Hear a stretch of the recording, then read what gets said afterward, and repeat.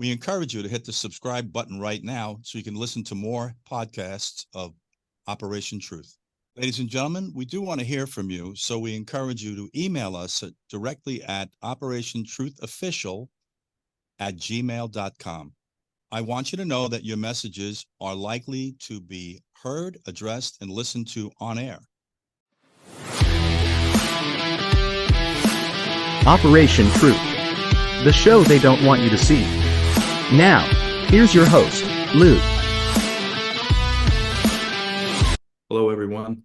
This is Operation Truth. With me today, and as always, is Tom Fuentes, former Assistant Director of the FBI. And I want to remind you, he was in charge of the entire operation of the FBI overseas, which was quite an undertaking and should lend itself to his abilities.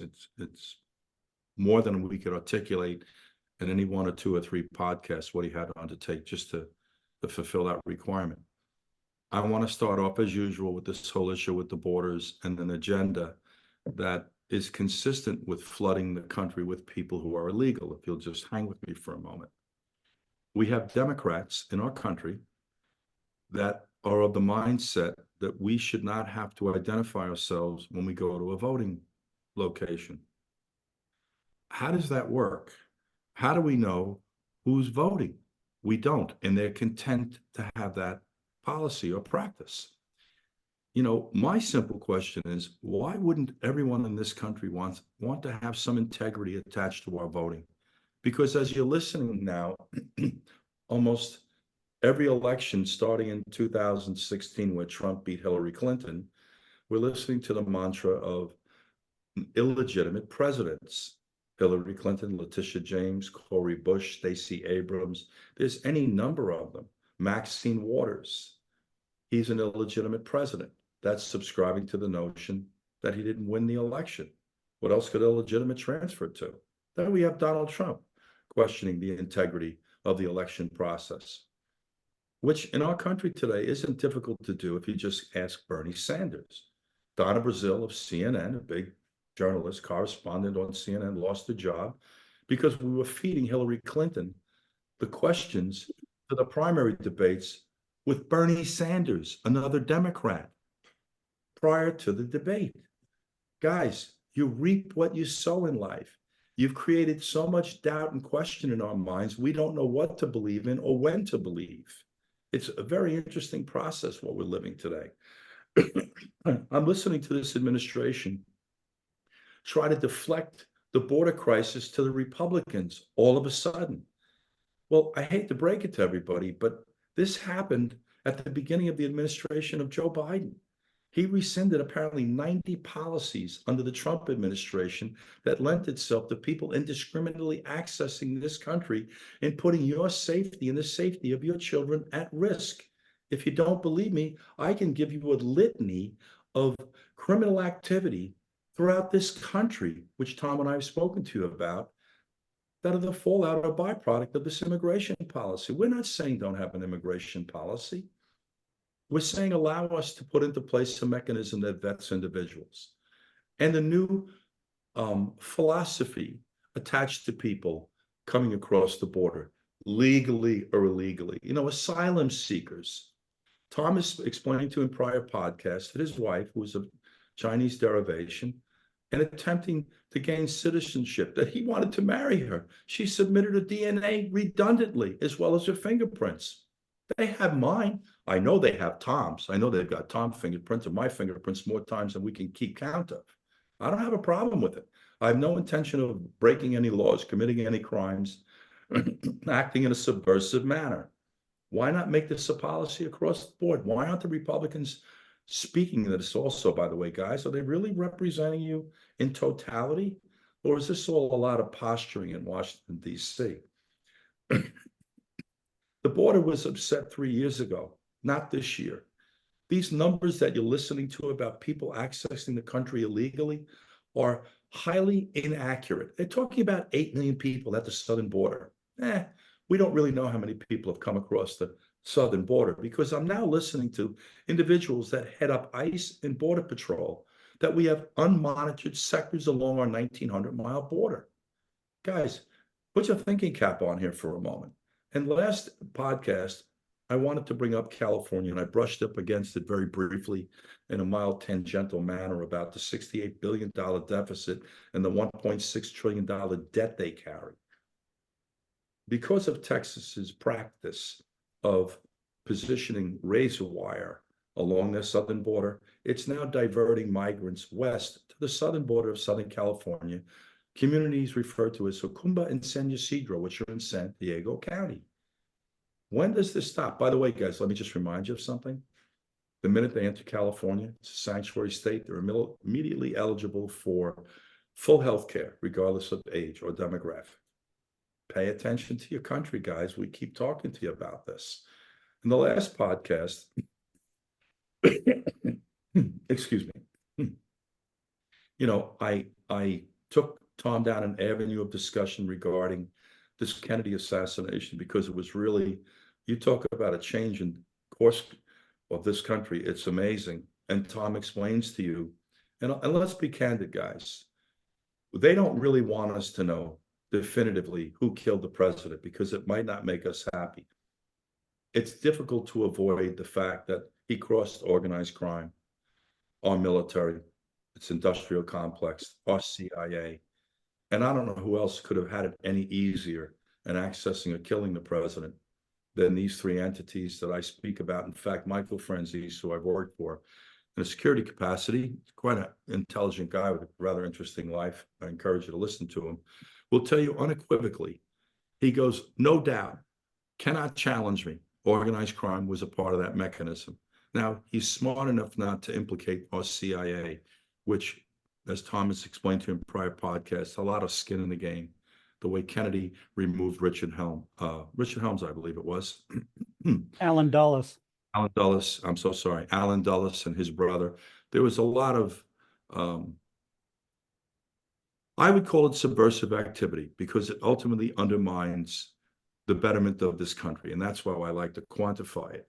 I want to go right into this discussion today because, we're still involved in the Ukraine and we're in a point of negotiating with the Democrats that in order for us to get funding to seal your southern border or a policy to seal your southern border, we need to be prepared to give another $61 billion to the Ukraine, which would then lend itself to a total of $174 billion.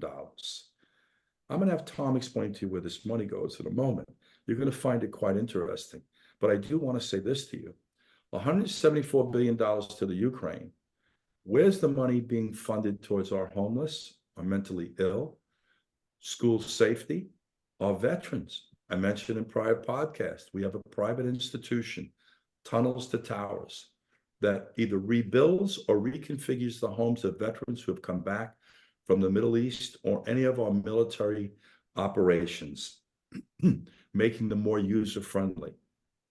Paying off the mortgages of these young men, young women dying in the line of duty in police and fire. Our military kids that are not coming home, paying the mortgages off. Why isn't the government doing this? Why isn't big business as a whole, without any type of socialistic mandate, wanting to contribute? Last podcast, you guys also heard me brush up against this very disturbing incident with George Floyd in Minneapolis. You want to know the truth about it? We're going to tell you the truth about it.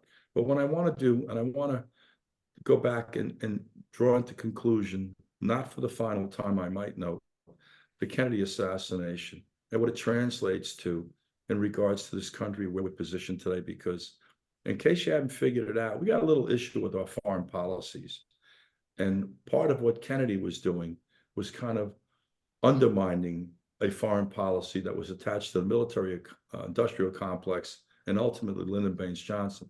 So Tom, I want you to pick up, if you would, before we go into Afghanistan and any number of these other issues, this whole Kennedy administration, Lyndon Baines Johnson, this book that was recently published that we brushed up against towards the end of our last podcast that suggests involvement on the part of Lyndon Baines Johnson. You have the floor, sir. Well, Johnson, if you go back, Johnson was the most powerful man in the government during the time of the Eisenhower administration. He was leader of the Senate. the position that Chuck Schumer has today. And at the time Johnson had it, you couldn't get a military contract. You couldn't pretty much get any government contract without paying a kickback to him. And he had a couple of guys that were his bagmen that got the money, collected it, delivered the cash either to him in Washington or took the cash to Texas to hand it to him there for deposits. And it was estimated that by the time Johnson died, his net worth was $900 million. Now that in today's money would be multiple $1 million. Now that's pretty good for a guy that was a school teacher in Texas and then later an elected official from Texas the rest of his life, basically. And now he's worth, $1 million in 1973 or 4 money when he finally dies. But in any event, Johnson, he tells friends at the time when Kennedy is at the convention and he's about to be nominated to be in 1960 to be the nomination for the Democratic Party to be president. And Kennedy had already picked somebody else to be his vice president, different senator.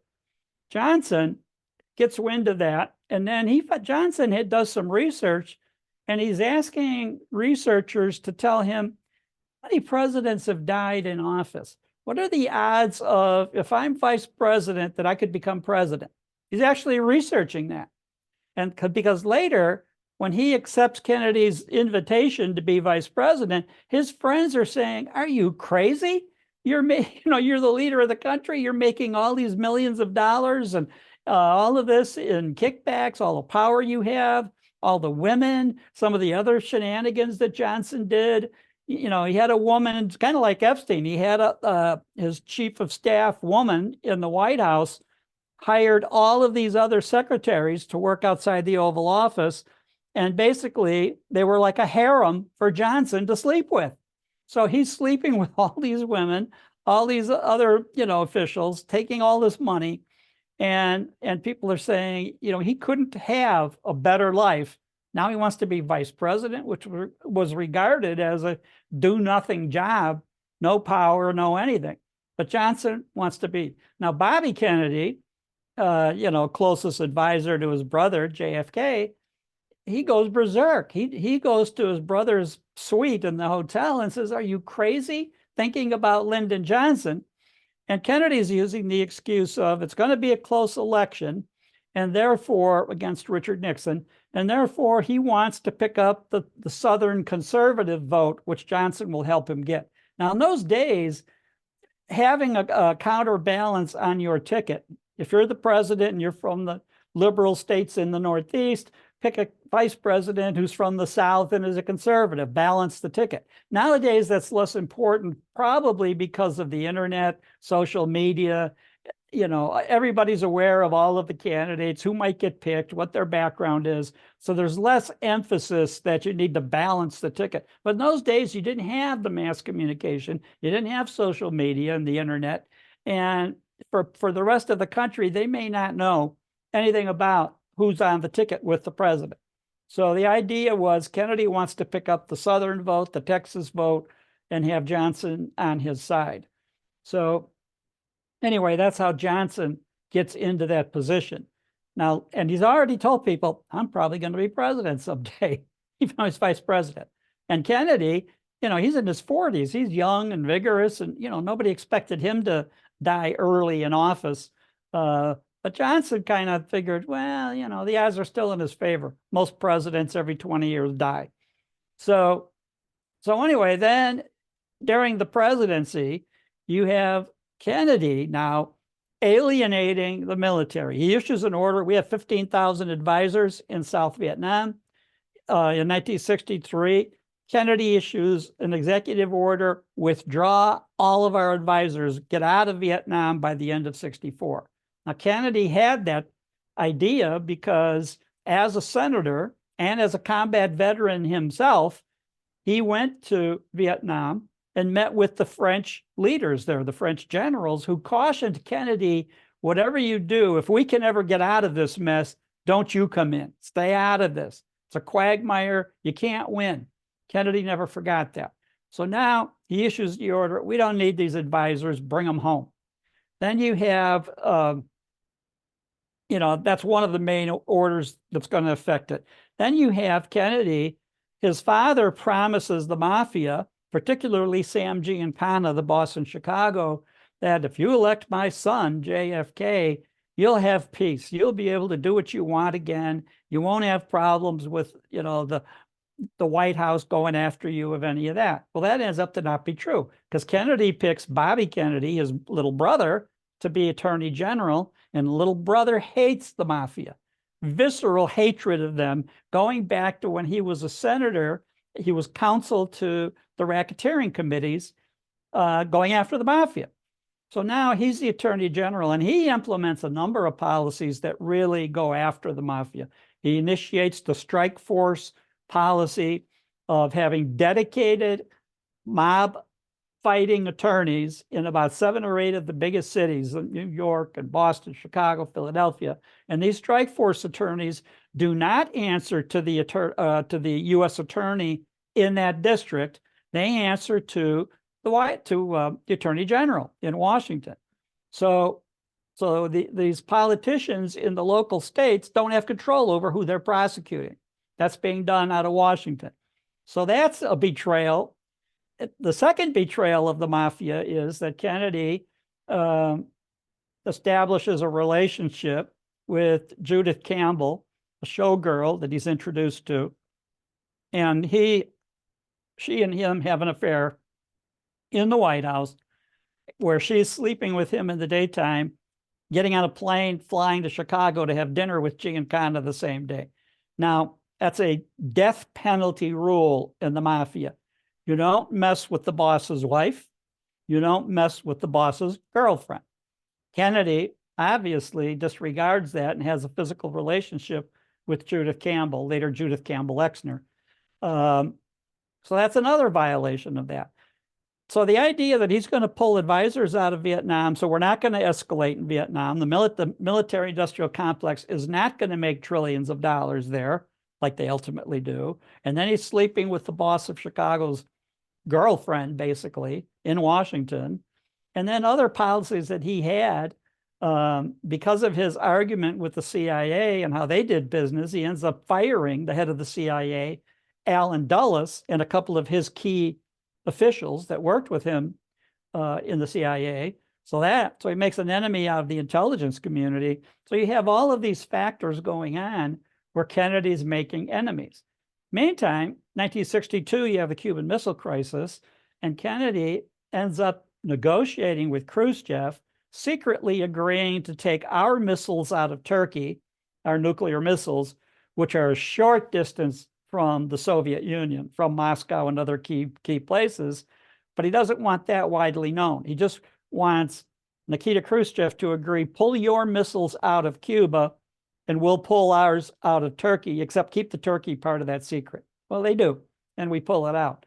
So Kennedy, in that whole negotiation, realizes that Khrushchev has his own military-industrial complex, the generals in the Kremlin that want war with the United States. Kennedy has the generals and our Joint Chiefs of Staff want war with the Soviet Union. So Khrushchev and Kennedy want peace. They want to demilitarize, reduce the number of nuclear weapons in the world, all of that. Well, that's regarded as just traitorous. So as far as the CIA and the military are concerned, Kennedy is a traitor, betraying the United States and the power that we have, and that we should be going to war with the Soviet Union. We should have invaded Cuba during the missile crisis, and Kennedy refused. And so he's a traitor as far as they're concerned. So anyway, that helps lead to that. Well, Johnson is caught up in so much corruption that Bobby Kennedy is well aware of as Attorney General. So unlike our current situation where Merrick Garland may be well aware of all of the corruption that's gone on in the Biden administration, he doesn't do anything about it. But Bobby Kennedy wasn't going to stand by and not do anything about it. So on November 22nd, 1963, John F. Kennedy gets killed in Dallas. That weekend, Life magazine's new cover story was going to be the corruption of Lyndon Johnson and the prosecution of him for the various schemes that he had with his co-conspirators over the years, which were many, several murders, voter fraud, all kinds of issues, plus the financial corruption that he had. So anyway, Johnson, they're aware he's about to be taken out. He's not going to be on the ticket in 1964, so he's no longer going to be vice president, but he's liable to go to jail. Much like years later, Spiro Agnew, the vice president for Richard Nixon, for corruption, he gets prosecuted by the Department of Justice. So in the meantime, that's later on. It's 8, 9, 10 years later. But in 1963, Johnson is about to be exposed to the country as the corrupt politician he is.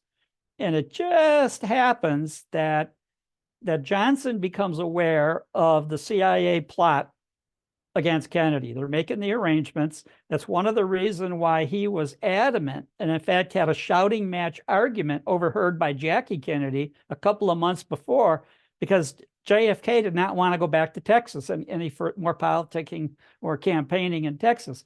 And JFK is screaming at him, "You promised you would come back." This giant shouting match, basically overheard by Jackie Kennedy. So anyway, finally, JFK agrees, okay, I'll go back. And they come up with that he's going to go to Fort Worth and give a speech, then fly to Dallas on Friday, November 22nd, and give a speech there. And in the meantime, Johnson is aware of that. Johnson he's not the mastermind of the assassination. That's a CIA plot. They bring in members of the mafia to pose as shooters. They bring in French organized crime people, as depicted in a later TV show, The Men Who Shot Kennedy, Men Who Killed Kennedy. So they have that going on. Then you have the CIA has its own assassins that are all going to be positioned in strategic places in Dallas.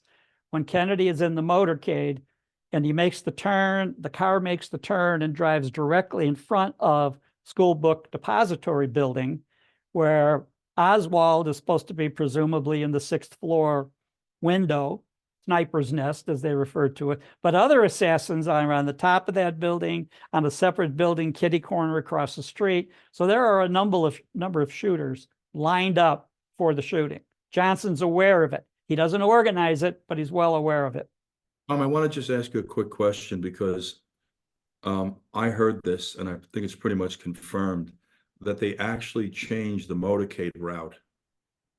Have you heard this yourself? Oh yeah, the change in route was that they were going to go straight to one of the places to give a speech, and they wanted it changed.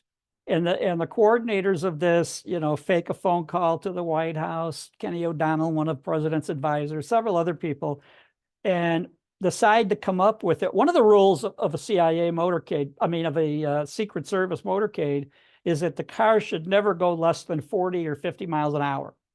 The whole route should be designed that it's going to be very hard for somebody to accurately shoot within a time frame to assassinate the president.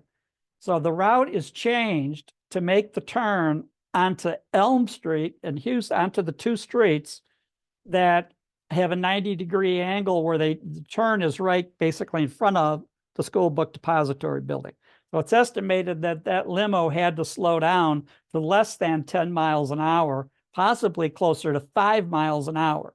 So now it's made the turn, and as it's going down Elm Street, just below the School Book Depository, that's when the shots ring out. And there's all kinds of discussion, how many shots and all of that. But the government figures out that the best way to put it on Oswald is that he's in that 6th floor window and he has to shoot every shot. And so they figured that in the time frame allotted, he has to make 3 shots. Now, the research shows the first shot misses, hits the pavement, and sends a piece of debris into one of the bystanders, cheek or some, cuts his cheek. And the second shot is the one that they claim hit Kennedy from behind through the neck. And then it goes through Kennedy, goes in his shoulder, out of his shoulder, into Connally sitting in front of him, goes into Connally's rib cage, blows out a 6-inch piece of rib, and then comes out, goes through his wrist, breaking a wrist bone and lodges in his thigh. One bullet.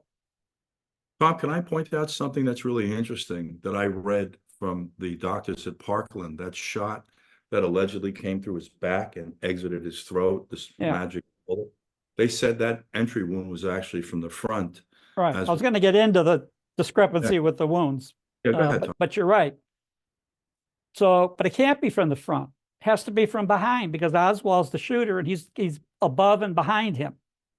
Now, the other thing is that the next shot, they have to claim, enters Kennedy's, the back of his skull, shoots his head forward and then back. And that's the headshot that you see in the Zapruder film, the debris from Kennedy's brain and blood tissue rising up in a cloud, red cloud above his head.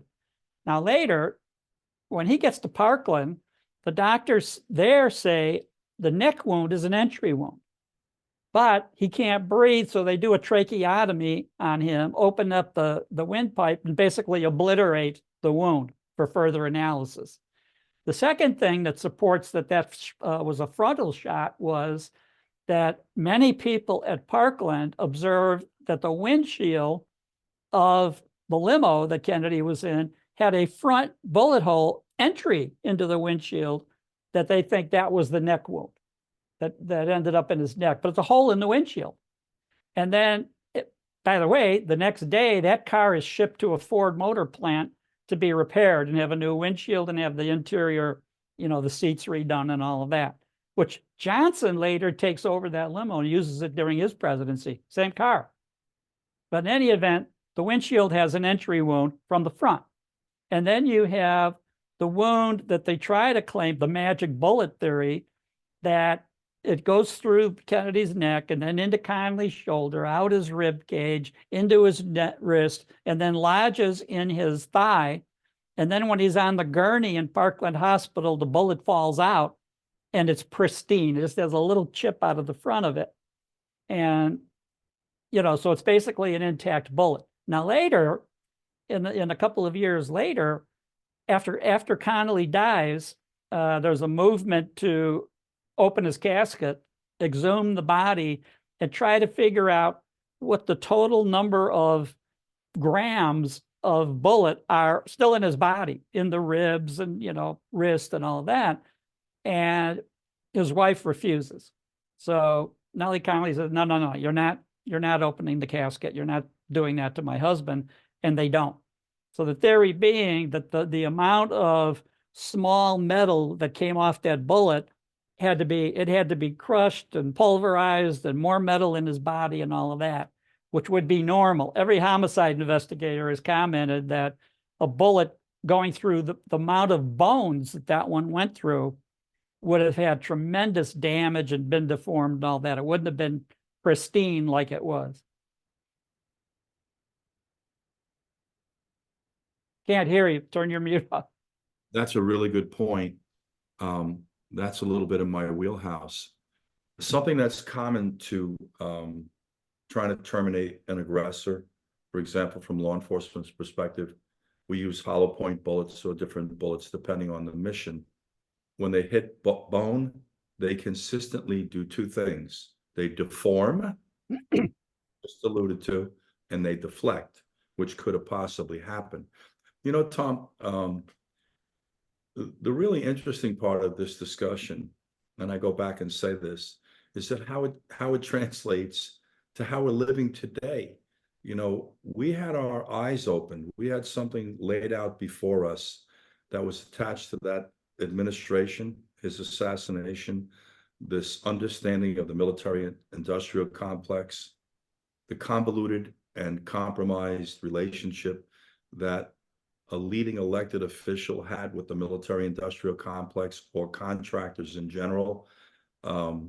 Look at what we're living today, Tom. Look what we have lived for the past 5 or 6 decades, which now brings us into a discussion about the Ukraine and the military-industrial complex, Tom, right? So let me ask you this, if I may. Your opinion as to who's benefiting financially the most from this support of the Ukraine? military-industrial complex again? Absolutely. Absolutely. Now, this goes back, you said going back several decades, starting with the Kennedy assassination, late November 63, he issues the executive order saying, pull all of our advisors out of Vietnam. We're not going to be in Vietnam. We're not going to escalate. We're out. As soon as he gets killed, 2 days later, Johnson rescinds that order and issues a new order. We're going to expand operations in Vietnam. And that's music to the military's ears. That's what they wanted to hear from day one, that they're going to have basically a blank check. And so we go from 15,000 advisors in January of 1964 to within a couple of years, over 500,000 troops in South Vietnam. So meantime, you have a situation where they don't want to win. The objective of the military isn't to win any of these wars, and we haven't really won one.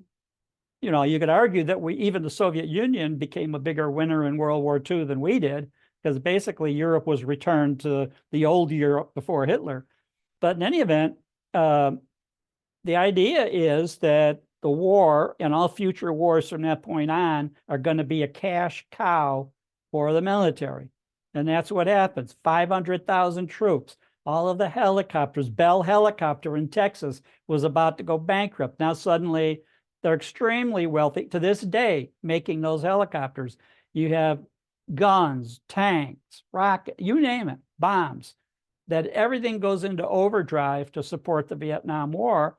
And so that's 1964 when it expands. We don't leave Vietnam until 1975, April 75.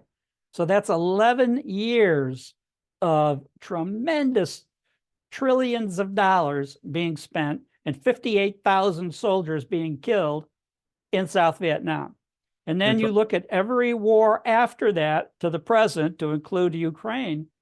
We don't fight them to win. We fight them so we keep fighting and keep fighting and keep fighting. Except Ukraine. We actually have lost Ukraine. We haven't won in Ukraine. And they keep lying about, Ukraine, they're another couple $2 billion from winning. That's ridiculous. They're not. Can I point out something, Tom, also about this Vietnam era? You mentioned some of the military-industrial complex that benefited. It was also Grumman. It was also IBM, the computer world. It got some real good legs there. But what's really interesting, Tom, IBM made money in World War II. The Nazis took advantage of the computer systems in World War II to keep records. So IBM had a long history going back to wars, let's say.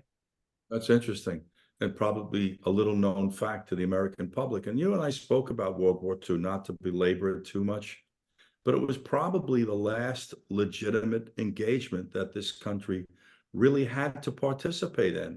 We didn't have to go to Vietnam.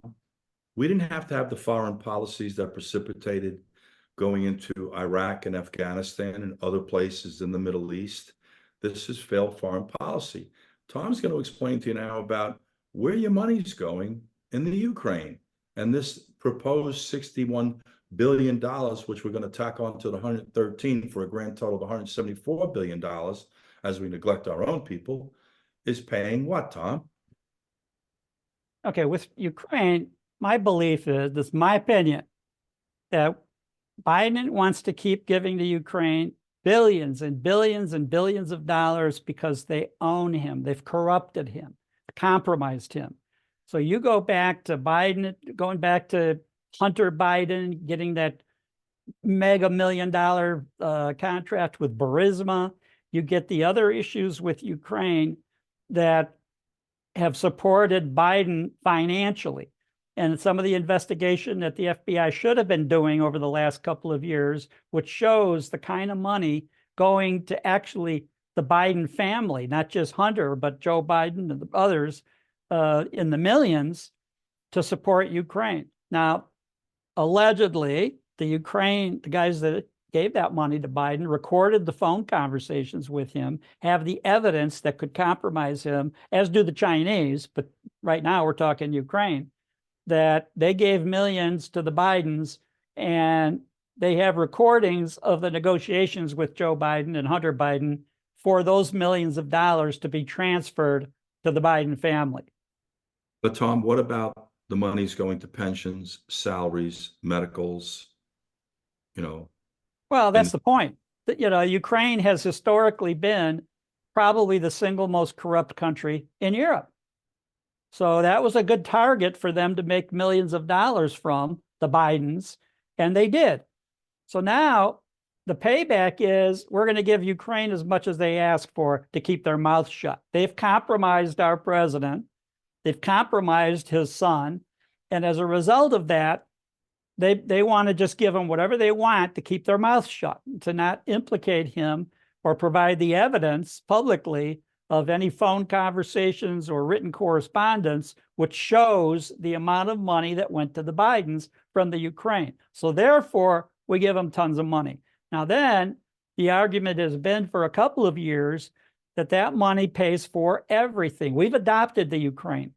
Their tax base is pretty much shot. Many of their business closed. Many of their people have left. Their agriculture shut down basically because of the war now a couple of years. So basically, our money goes to the Ukraine, starting with Zelensky and his key people. They take their cut off the top, and they've used that to buy properties in South Florida, in the Mediterranean, Cyprus, Venice, Italy, so that they can, when they leave, if they live long enough, they can live large wherever they choose to go. So that starts with the Zelenskys. Now, then a big cut goes to other people in his administration, other leaders in the country, and then pay the salaries, military, pensions, you name it, of the government. Basically, we've adopted Ukraine as a state. We pay their government. We pay for all that.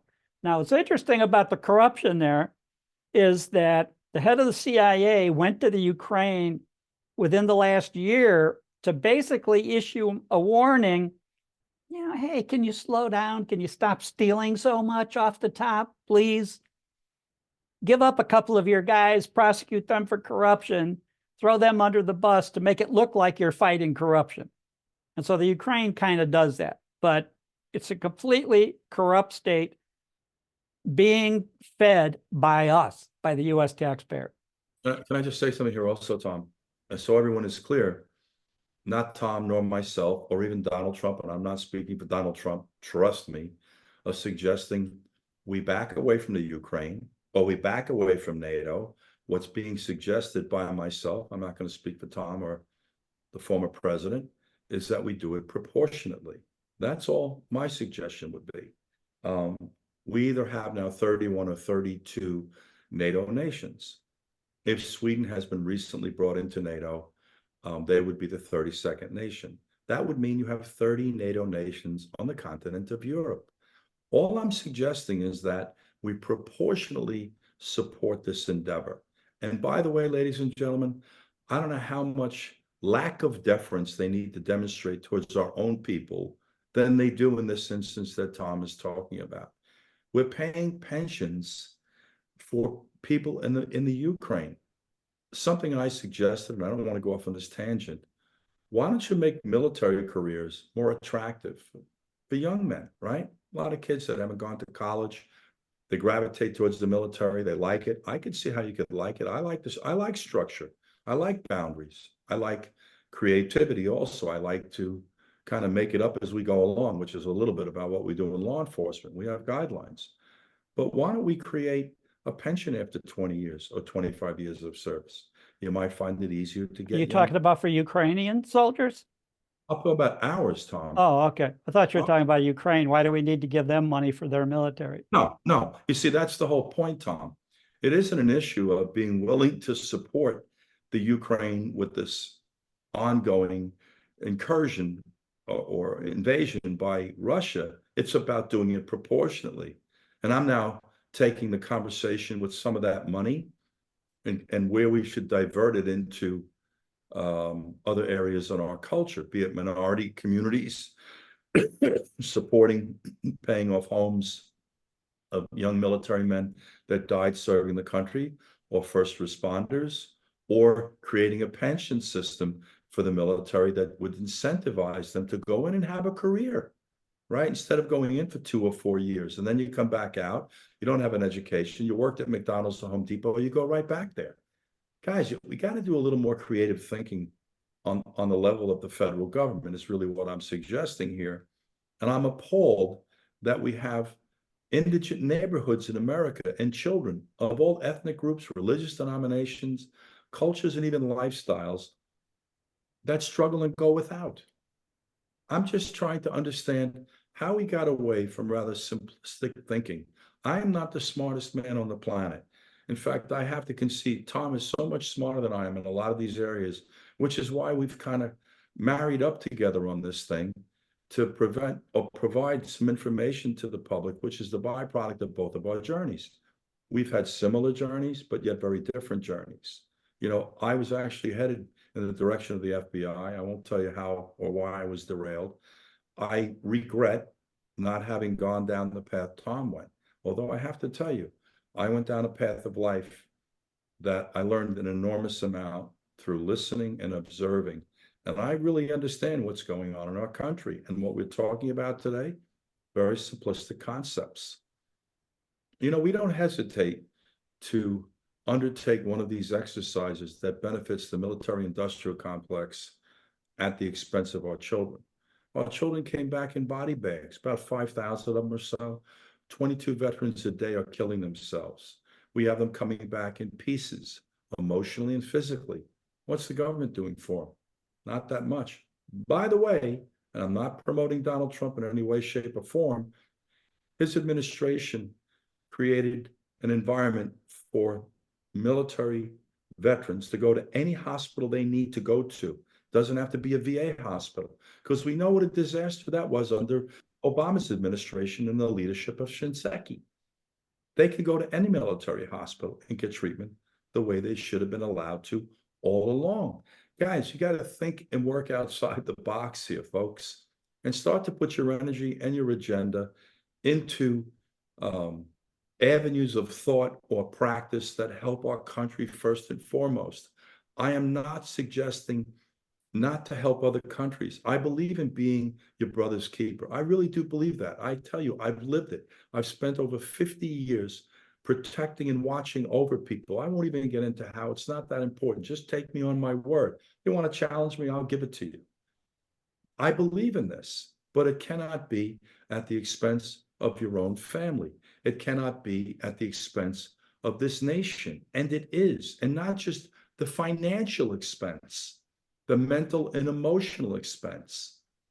This government is currently exploiting the complacency, disinterest, the desperation and despair, whatever you want to call it, that we are, acting as a whole. They just can't insult you enough. Guys, listen to me. I'm not going to tell you who to vote for. Not at this juncture. Maybe down the road when it gets a little more dicey, I'm going to. But you better start looking at the direction this country's going. Look at the direction this country's been going in the past 3 years, independent of the intentional misinformation that's being disseminated to you on a daily basis through a media outlet whose responsibility is to give you facts, not opinions, but facts, truth, not opinions, not conjecture, not speculation, not the byproduct of their insecurities or what they think they perceive is going to happen. The distortion in truth is at epidemic proportion in this country, and it undermines its integrity. Tom, I want to continue on this conversation with you about the Ukraine. I want to talk to you also about Israel, because I'm watching Biden backtrack a little bit or vacillate a little bit. Am I reading that right, Tom? That's hard to tell, because he goes back and forth and up and down depending who criticizes him and what the issue is. So you have Biden initially, we're going to be behind Israel, forever, whatever they want, they can have, and we're flying bombs in, all the equipment they need for the Gaza invasion, basically, by the Israeli Defense Force.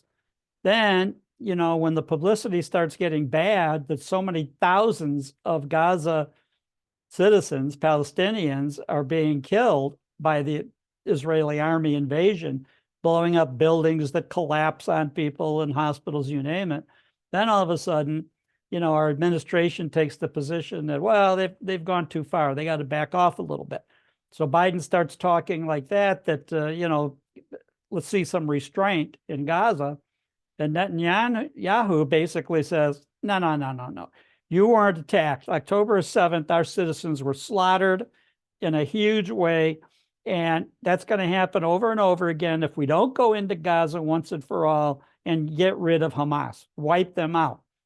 Well, how do you tell Hamas from the regular citizens, many of whom are on the side of Hamas or are going to back up Hamas out of fear, if nothing else?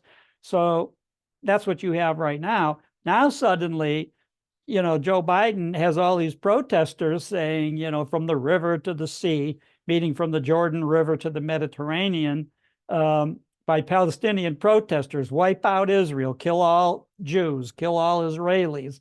And basically now it's causing Biden to lose support in places like heavily Muslim Arab populations, like in Michigan, Minneapolis, some of the other cities that have a huge population. And so suddenly he's talking about, no, we're going to put pressure on Netanyahu to back off and, have a kinder, gentler invasion, stop killing so many Palestinians. And in the meantime, in the last week, right after the State of the Union address, Biden is caught, maybe on purpose, maybe not, on a hot mic, talking to one of the other people in the room on his way out. He's going to have a come to Jesus meeting with Bibi Netanyahu. Well, that's pretty interesting. Last I checked, Netanyahu is Jewish, not Christian. So what, invoking Jesus, what's that going to mean to Netanyahu? Why don't you invoke, we're going to have a come to Moses meeting or a come to Abraham meeting or, come up with some other thing. But in any event, that's what Biden says. Now Netanyahu... Response, Tom? Did you see Netanyahu's response to this? Yeah, that's what I was just going to say. Netanyahu's basically tell them, don't tell us what to do and blah, blah, blah. So, and a bigger question here, Tom, for everybody is, so we want to go after Hamas. We want to go after Houthi. We want to go after Hezbollah. We acknowledge on a daily basis they're all being armed and funded by the Iranians. So at what point does it not become evident that we have to go after Iran? And that might come to a point where we think we could win against Iran. We don't have soldiers. We don't have enough soldiers in Europe or in the Middle East to go after Iran. Iran now, in fact, they were just showing off a couple of weekends ago, the two latest missiles that they have, hypersonic missiles that can go 6-7 times the speed of sound. And basically, they can launch those. They have precision GPS guidance in those missiles that basically tells them they can hit any U.S. military ship in the Mediterranean or in the Red Sea, and they can hit any city in Israel. Now, probably they would not go after Jerusalem because Jerusalem is a holy city to Islam, Christianity, and to Jews. So Jerusalem might be off the table from not destroying it, but the rest of it, Tel Aviv and Haifa and all these other cities, they're fair game. And so Iran is in a position to fire those missiles. And by the way, the U.S. cannot defend against hypersonic missiles. And now they have 2 new generations of them. And Russia has several generations of hypersonics that can be launched off of ships, from the land, or from airplanes. We don't have that weaponry. We don't have the defense against it. So if we end up in a war with Iran, how would we get the troops to the Middle East to fight any war with Iran? Because we'd have to put them on ships like World War II. We'd have to put them on the Queen Mary or some giant cruise ships and fly them or sail them over 5,000 or 10,000 troops at a time, which, by the way, could be picked off by submarines. As Colonel Douglas McGregor says, there's 2 types of ships in the Navy: submarines and targets. And our ships bringing troops to Europe would be targets, and there wouldn't be anything we could do about that. So we are basically bluffing. We're like a paper tiger. We're going to do that. We're going to do that. We're going to do the rest with our understaffed military. Oh, by the way, we're going to import these Chinese immigrants, newcomers, to be in our military. And it's almost a situation where a lot of knowledgeable military people are saying We've got a military set up like it's still World War II or Korea or Vietnam, which isn't going to apply with Iran having hypersonic missiles, satellites, Russia, the same thing. So we don't have the capacity in Europe to go up against them. And NATO is just pretty much nothing. They don't have enough troops, weaponry, any sophisticated weaponry, most of it is our weaponry, second generation, given to them. So where is all of this fighting capacity going to come, to win a war, even against Iran? Let us point out something also that's very interesting, guys. You keep hearing us talk about failed foreign policies. Hear us go back 60 years to the Kennedy assassination and this rude awakening that the military-industrial complex oftentimes is steering your foreign policy. We spoke on a number of occasions, Tom did, myself, about why we didn't really need to destabilize Iraq. And we're living it, because if you pay attention, ladies and gentlemen, we are bombing locations in Syria and locations in Iraq, which lends itself to the scenario that Iran has a real strong presence there, which is something we needed to prevent. Am I right on that one, Tom? Oh, yeah. Iran and Iraq in the 1980s fought a war with each other using gas and biological weapons, you name it, until about 1988. And then the United Nations got involved and basically talked Iran and Iraq into a ceasefire, stop shooting and killing each other, which they did. Well, then 2 short years later, Iraq invades Kuwait. And then Japan, and the U.S. gets almost no oil from Kuwait. So we didn't, in a way, care one way or the other. Japan, however, was getting over 90% of its oil from Kuwait. Japan convinces the United States, put together a coalition and evict Iraq, and we'll pay for the war. Now, Colin Powell talked about this later when he's chairman of the Joint Chiefs, that the Kuwait War, Desert Storm, was the first time in U.S. history we made a profit fighting a war. That Japan gave us more money, reimbursed us more money than we actually spent in the first place to evict Iraq out of Kuwait. Now, once we do that, and Colonel McGregor, who has several podcast shows that he's on, was the tank commander that won the main battle against Iraq during Desert Storm. So he's a decorated war hero from that battle. Meantime, the tanks, Iraqi tanks, get on the road, it's like a 2-lane road through the desert, on their way back after we evict them from Kuwait. They're driving home to Iraq, a couple hundred miles to the Kuwait-Iraq border, 240 more miles from the border to Baghdad. So meantime, our planes are picking them off like a turkey shoot, just bombing taking out their tanks. President George H.W. Bush intervenes, tells Schwarzkopf and the commanders of Desert Storm, stop it. Let them get home to Iraq. No more taking them out. And the generals are all disgusted. Schwarzkopf, they're all, oh, how can he do this? We should be picking them off and demolishing the Iraqi army.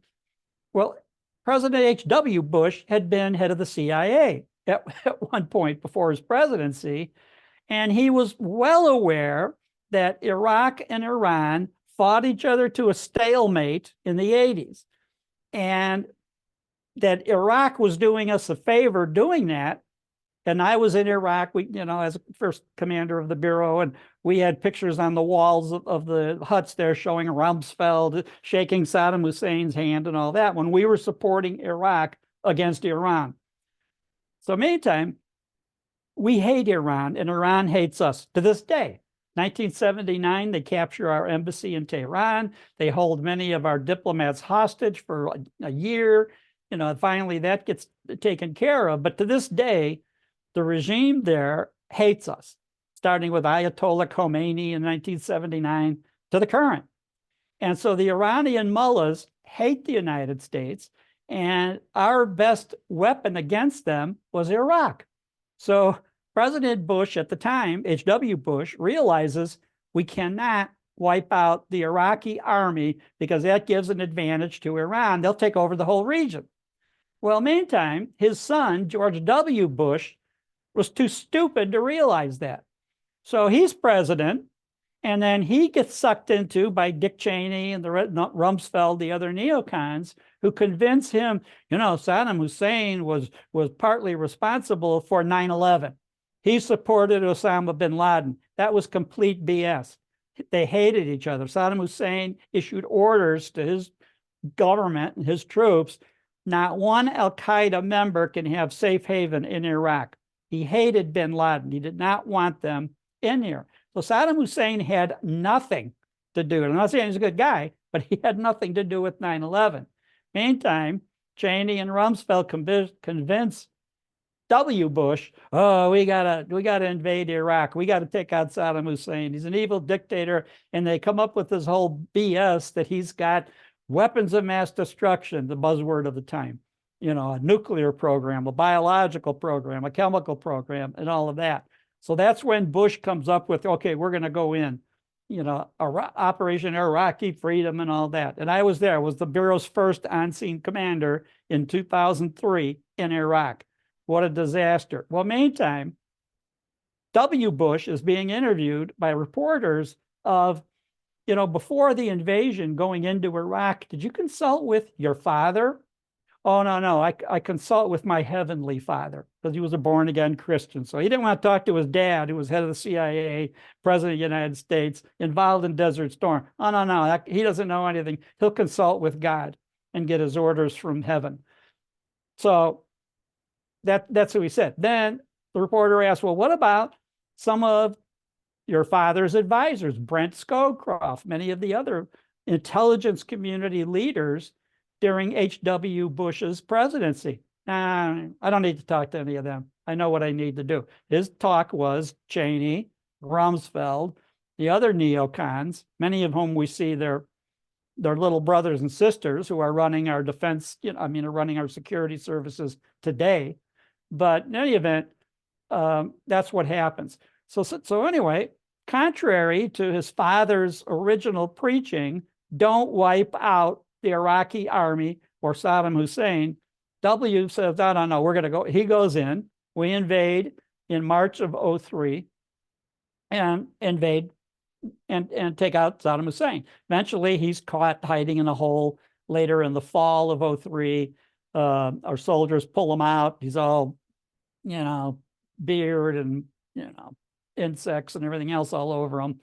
And so we capture him, turn him over to the new Iraqi government, which was our puppets we installed. They hold a quick trial, convict Saddam Hussein, and sentence him to hang, which they do, they hang him. So, and that's a whole other story about his interrogations, and the FBI agent George Pirro selected to debrief him over a couple-month period and determine when and where Saddam Hussein got rid of his nuclear program, his chem bio program, all of these other mass destruction programs. Saddam Hussein had eliminated that several years earlier. And we got all the details of it from Special Agent George Pirro, who just recently retired, supervisor in Miami. But anyway, Saddam Hussein hangs. Now we've completely destabilized Iraq and we take over. Well, at a certain level, Iraq says, get out to us, get out of our country.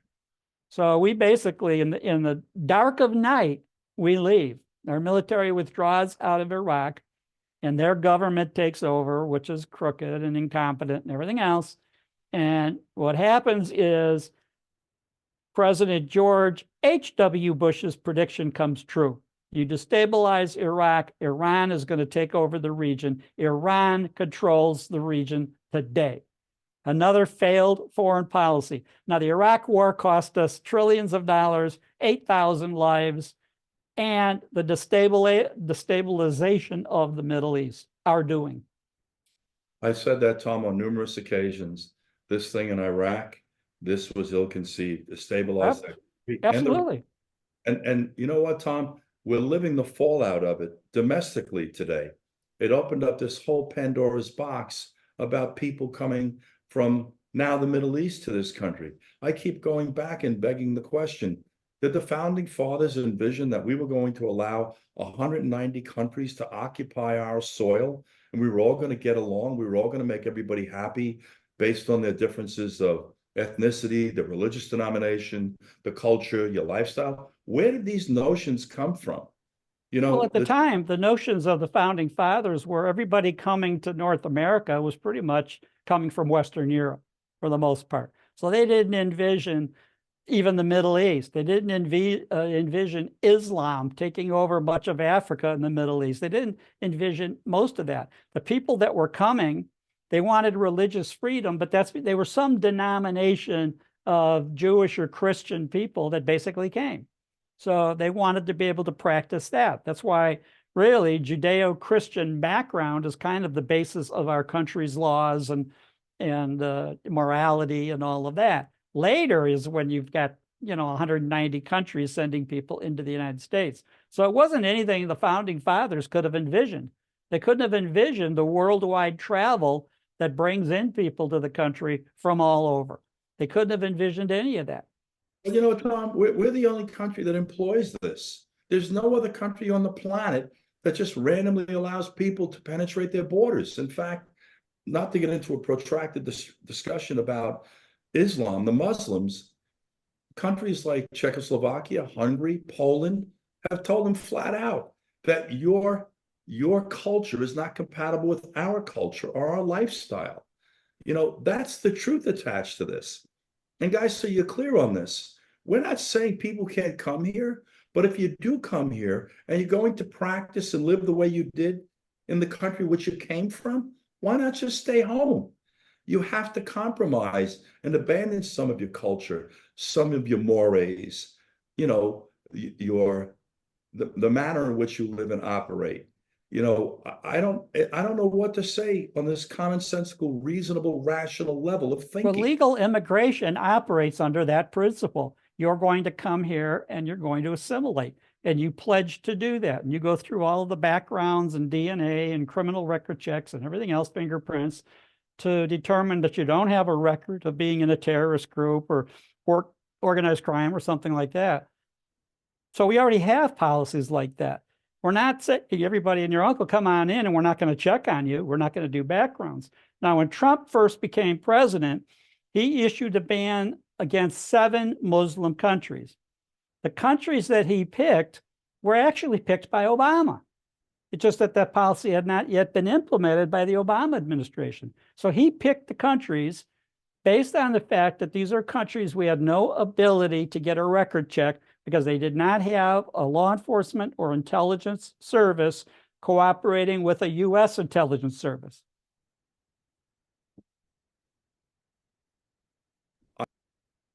I had lost your audio for one moment, Tom, but I think you picked it up fine. Tom, the issue simply stated today is we have to apply some common sense and logic. And I have a really interesting question for everyone. Does anybody know the number of people in this past 3 years that have been allowed to come into the country legally, that have gone through the vetting process you're suggesting, or the assimilation process you allude to, or the surrendering of your DNA and your fingerprints so we can account for you? God forbid there's an incident like a 9/11, you decide to participate in some heinous criminal act. How many people have come across the border or into the country legally, Tom? Do they have a number for us? I don't know that exact number. That's my point, Tom. That's my point. We do know how many people cross the border, an approximate number. Well, the government knows how many are coming in. I don't have that number in front of me, but they know, they're guessing at how many have come in illegally. They claim, okay, it's 8 million. Some people have estimated it's double that. It's 12, 15 million people have come in illegally under Biden administration. But as far as who's been coming in legally, it's a steady stream of countries. Now, when I went to my wife's swearing in ceremony, becoming a citizen, during that ceremony, they rattled off all of the countries of people in the room that were now being sworn in as U.S. citizens and what country they came in. And it was like 150 different countries all over the world, Asia, Middle East, Africa, Europe, everywhere. But they had been through the vetting process to come in here. And that was one location in Northern Virginia where that swearing in ceremony for several hundred people was being done, but it was being replicated in places all over the country. connected by closed circuit. So that one ceremony was probably, 500,000 people nationwide. Now, how often they do those ceremonies like that, I don't know. Well, 500,000 in comparison to the number that's floating around, that's as high as 15 million. And I would say to you, conservatively speaking, probably 10 to 12 million easily, it pales in comparison, guys. And that's the whole point of this. When we talk about assimilation, I start with a very basic fundamental concept. I just would like to be able to speak to you. Tragically, this lack of assimilation is something that our system, we have a systemic failure here, guys. We have Latino people I bump into in New York all the time from the Bronx. We still can't speak English to them. Their children who are born here don't speak English because we don't compel them to learn our language. And that would help them on their own journey of assimilation. These are fixable problems, guys. We're going to wrap the show for today, by the way. We could talk about these problems ad infinitum. If you listen to us, we're really offering you a solution to many of these things. Some of the solutions are more palatable than others. For example, relationship to the border, you're going to have to shut it and regroup, guys, and then try to put into place a mechanism that allows people to legally access the country in a manner in which we can vet you. Independent of that, there is no negotiation. I want to tell you something very quickly about myself. I am extremely conservative when it comes to your safety. I don't negotiate. I'll listen to you what you have to say. Men like Tom and I have spent 50 plus years of our lives protecting people. We know how to do it.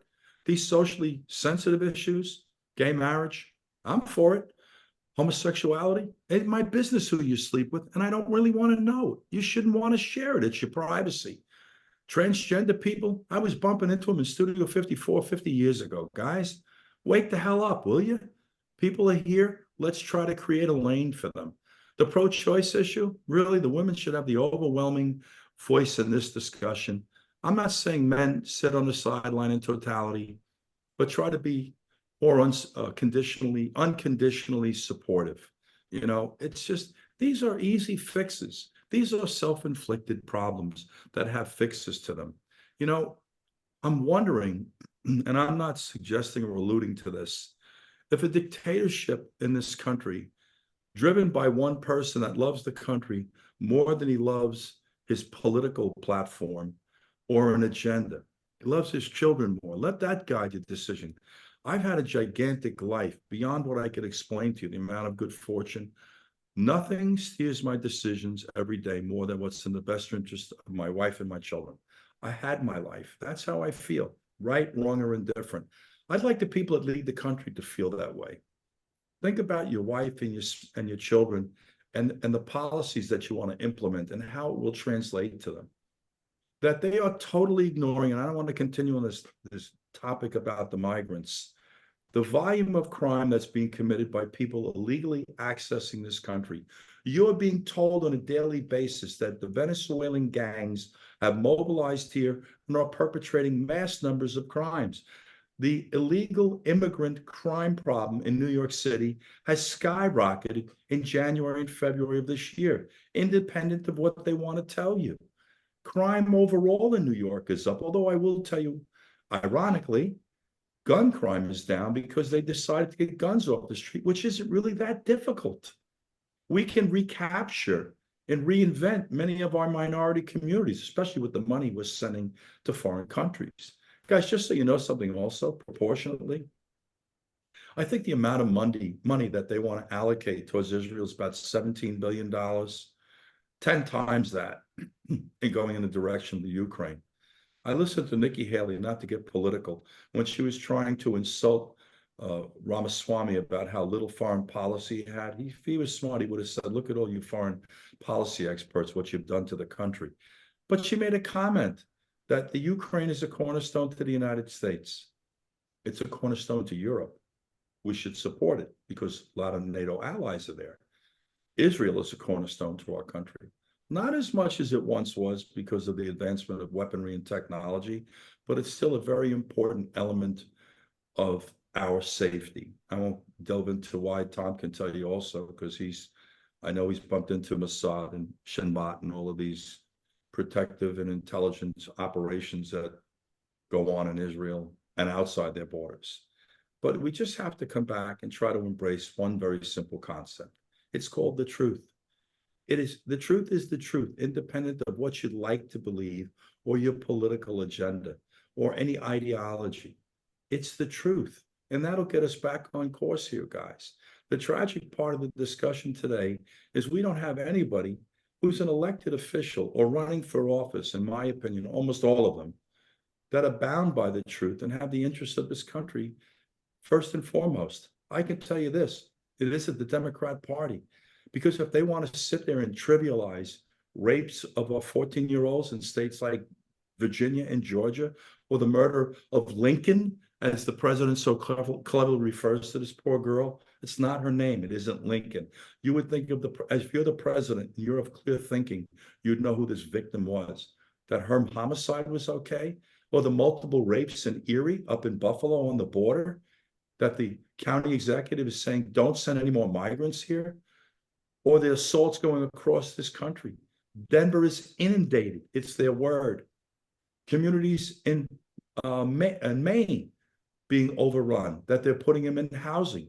You listen to the minority community today, ladies and gentlemen, in cities like New York, Boston, and Chicago. Funding and accommodation that was earmarked for them is being diverted to people who are illegal in our country. What is this agenda about? What is it the minority community hasn't figured out about the Democrats? They've exploited the living hell out of you since the mid-60s when they threw this bone at you called welfare. 1965, John B. Lindsay, the city mayor, New York.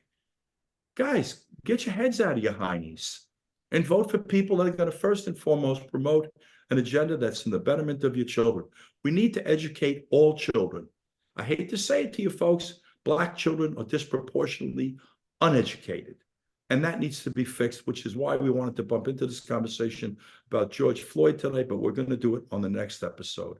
We're going to wrap it today. Tom, you know, the history that you and I speak about, this issue with foreign policy is a very dangerous issue with this country. We have to be smarter than this, folks.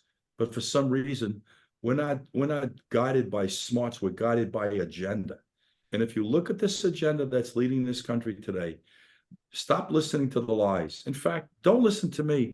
Go to the gas pump. Don't listen to me. Go to the grocery store. You know, Lou, I heard a comment over the weekend, and I'm not sure who the original author was, but the question is, why do tens of millions of people vote for their own destruction? That's what we've had election after election in this country. Tom, they've been falsely led to believe that a demographic of this country, politically driven Democrats, care about them, and they don't. What they do is they hamstring them with their entitlement programs to falsely make them believe they care about them.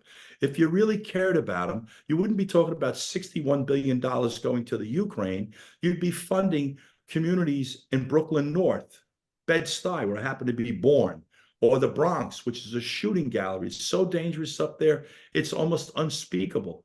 Or Harlem. That's where the money should be going. Get the children into educational environments where they learn, not where they're brought into environments where they maintain order.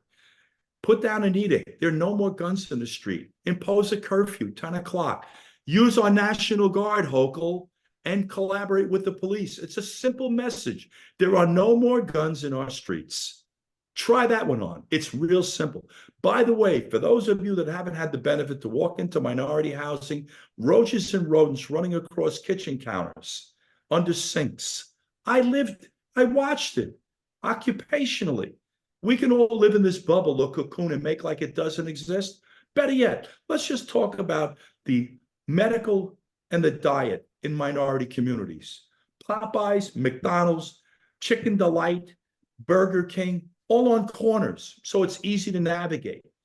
What are we talking about here? And I'm not going down the George Floyd conversation because he isn't the problem. He's the symptom of a problem.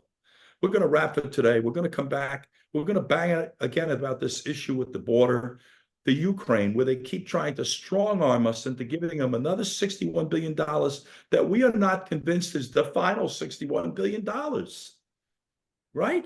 We want to give them another 61 billion. What's the number after that? And what is it we're going to have to surrender here in keeping our country safe in order to get the monies to keep our country safe?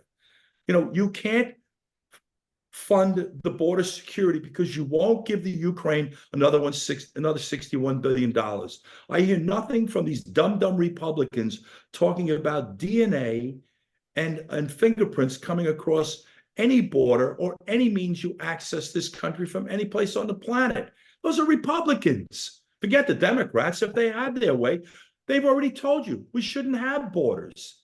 Just wrap your arms around this concept. Final thing I want to say to you for today, guys, I'm trying to struggle, or I should say, I'm struggling with how the Jewish community supports any Democrat.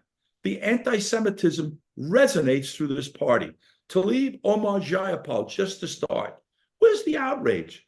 Adam Schiff, Jewish. Nadler's Jewish. Blumenthal's Jewish. Schumer's Jewish. Do I need to go on? I never hear a peep out of all of you. You're all full of shit in plain English. You're liars and you're cowards. And there's nothing more I can say about you except that you can't be trusted because you have no courage. You have no honor. And by the way, we got that going on the Republican side too, but to a disproportionate amount on the Democrat side, so much so that they're prepared to sell the safety and the future of your children down the toilet in plain English. I still don't see school safety. I listened to the big bipartisan bill from almost a year and a half ago now. We're going to fund school safety. Really? Where? We're going to fund mental illness. Where? Enhance gun control. Guys, by the way, in closing today, we now have 29 states that have constitutional carry. Tom and I will both tell you, as former law enforcement agents, that's not the way to go on this issue. We don't need to give more people more guns we know nothing about. We need to start to screen people before we give them to them. Tom, I know, agrees with me. Everyone who comes from our background says the same thing. It's the state of South Carolina. About 2 weeks ago was Louisiana. Pay attention, guys. We're getting gun control. You hear the president, we're going to pass assault rifle bans and magazine capacity bans. No, you're not. You're lying. The horse is out of the stall. The thing you can hope for most is some form of management of this problem that we have. But first acknowledge common denominators to mass shootings are mental health and failed parenting. We're going to close for today. Tom, I thank you for all your wisdom and your insight. And guys, contact us through operationtruthofficial@gmail.com. We want to hear your comments. We want you to contribute to this conversation. We're not looking for you to agree with everything we say. We're just trying to get you to have a little dignity in exchange, which has completely left the conversation in this country overall. Just listen to your media. We ridicule, demean, defile everything we shouldn't do, everything we teach our children not to do, we witness every day on a daily basis. See you next time, guys. Hope you all have a great week and a great weekend.